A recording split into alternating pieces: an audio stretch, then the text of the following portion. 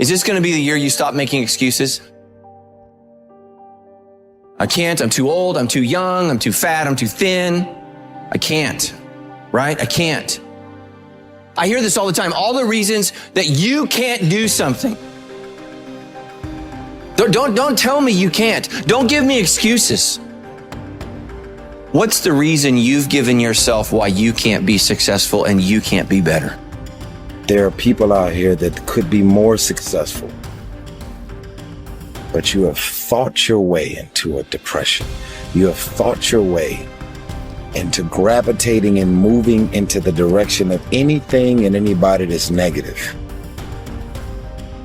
Everything about your life that you've decided that you've wanted for yourself is so negative, but yet you're expecting to produce positive results.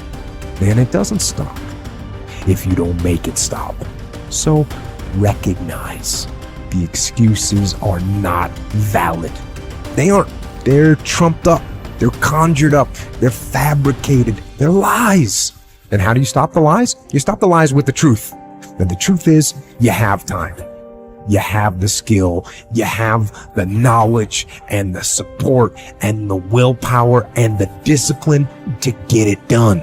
A lot of you are trying to find inspiration and motivation with a depressed mindset. You're depressed because you're not doing it with yourself. You don't find inspiration by not living in the grip of life. You need to live in the grip of life to find inspiration. Put challenges in front of yourself. When you put a challenge in front of yourself and you attack it, that's when you find inspiration. If you want all these things in life and you're just thinking that by some miracle of life it's going to magically happen, you got to wake up. The only way to get what you want in life is to get to work and go and get it. To look at all your adversity and all the excuses square in the face and push yourself out of your comfort zone to achieve what you want. I'm not going to allow things that I have no control over to control me. The only way to go about doing the work is get raw and get intense, get angry and aggressive, and make it happen for yourself. These test days, guys, these are the days that test your qualities. They test your characters. They test who you think you are. They test your fortitude. They test your endurance, your discipline, your grit, your dedication, your determination, your mental toughness, your character. Everyone wants to feel like a winner. And feeling like a winner requires that you win. You get the feeling of the winner by completing a task 100. When you do this repeatedly, eventually you develop the habit of completing the tasks that you begin. When this habit of task completion locks in, your life will begin to improve in ways that you cannot today imagine. In psychology, the reverse is always true. The incomplete action is a major source of stress and anxiety. In fact, much of the unhappiness that people experience is because they have not been able to discipline themselves to follow through and complete an important task or responsibility. If you have ever had a major assignment that you have been putting off, you know what I am referring to. The longer you wait to get started on an assignment and the closer the deadline approaches, the greater stress you experience. It can start to keep you up at night and affect your personality. But when you finally launch into the task and push it through to completion, you feel a great sense of relief and well-being. It is almost as if nature rewards you for everything that you do that is positive and life-enhancing. At the same time, nature penalizes you with stress and dissatisfaction when you fail to do the things that move you toward the goals and results that are important to you. Pick something, right? Pick something, a nameable goal, and then try to implement it.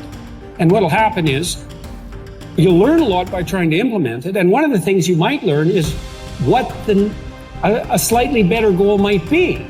You know, because if you try something diligently and you succeed or you fail, you're going to learn from the effort expended in the detailed implementation of the goal. It's going to inform you. It'll also transform you physiologically. It does that at a very basic level, neurophysiological level. You will be slightly different as a consequence of the attempt. And what that'll mean is that the next goal you pick will be a little more suited to you.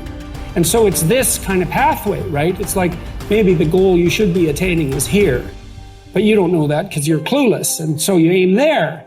Well, it's better than there. And it's not nothing. It's not cessation of movement. And, you know, if you're supposed to go there and you go here, but you walk diligently towards it, you're a little closer once you get to here than you were here. And it's this oscillating self-corrective process that leads you to the final star. And you have to be willing to engage in erroneous experimentation to manage that, but it is a self-correcting process. And so one of the things I always talk to my clients about is, well, let's try something, you know, and we'll reserve to ourselves the right to alter our trajectory. And then I would use as a corrective there, because you might say, well, how do you know when you're not just giving up, right? Instead of thinking maybe you need a different goal. And I would say, well, you can, if you're really concerned about your proclivity for self-deception, you can enter into a contract with yourself that you won't replace any goal you've set with a goal that's easier.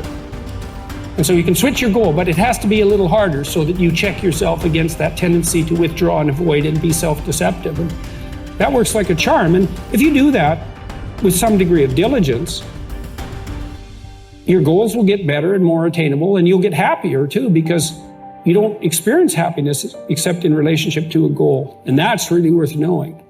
You know, and that's another thing to think about too. If your life is meaningless, well, you're not pursuing a valued goal. I mean, you might be depressed too, and sometimes that can be like an illness, you know, something that is really wrong with you. But a good rule of thumb is that if you find no joy in life, there's a very low probability that you're pursuing a goal that you regard intrinsically, like in the depths of your temperament, as worthwhile. And that's technically true, because we do in fact experience most of the positive emotion, let's say, that's associated with emotions like joy. We experience that in relationship to a goal. So, well, then you want to find a goal that regulates your negative emotion and that brings you a certain amount of positive emotion and that expands your competence as you pursue it. And you will experience that as meaningful. That's really what meaning signals. Meaning signals you're doing all those things. You say, well, that's not real. It's like, don't listen to the semantic chatterbox so much, right? There's levels of you that are far wiser than that. And you can watch what happens to you instead of noticing what you think. The way that you develop courage and confidence is with knowledge and skill. Most fear and doubt arises out of ignorance and feelings of inadequacy of some kind. The more you learn the things you need to know to achieve your goals, the less fear you will feel on the one hand, and the more courage and confidence you will feel on the other. Think about learning to drive for the first time. You were probably extremely tense and nervous and made a lot of mistakes. You may have driven erratically and been a danger to yourself and others. But over time, as you mastered the knowledge and skills of driving, you became better and better and better, and your confidence increased. Today, you can quite comfortably get into your car and drive across the country with no fear or worry at all. You are so competent at driving that you can do it well without even thinking about it. The same principles apply to any skills you need to learn to achieve any goal you can set for yourself. There's some times where the mind gets overwhelmed and you cannot slow it down. But by these certain tools I developed, by not allowing your mind to get away from the moment. You have to think about the exact moment that you're in. But I saw when I was younger, the moment became too big. When it became too big, I spazzed out and I would quit. But now I don't think about even like an hour from now, I'll be eating. I don't even go there. Because then your mind, no, we must embrace this, because now you have to be a leader in this moment. It's not about you just getting through it. I had 5 guys, and 6 including me, in my boat crew. Now I was the boat crew leader. So now another trick is this. If you don't think about yourself, there's no pain. Which can also lead to pain later on in your life. But in these moments when you're struggling, if you are a true leader and you're worried about your men or women beside you, your mind doesn't care how cold you are anymore. Your mind's only worried about taking care of the men and women beside you. So I started realizing, man, if I take care of these cats to my left and my right in the worst moments, My mind is no longer thinking about, you're miserable, David Goggins. Get the hell out of here. You think about, how was John? How was Andy? How was Sam? How was Pete? Hey, how you guys doing? You're not thinking about me. So there's so many things you can do to get outside your own head to then allow your body to just be like, hey, we're just a machine. But you have to let your mind be able to process all these different tactics to do that. Take a different vantage point in life. When you are in the hell, you can't see the beauty of being in it when you're in it. Get on top of that mountaintop in your mind. Get on top of that mountaintop and look down on what you're doing.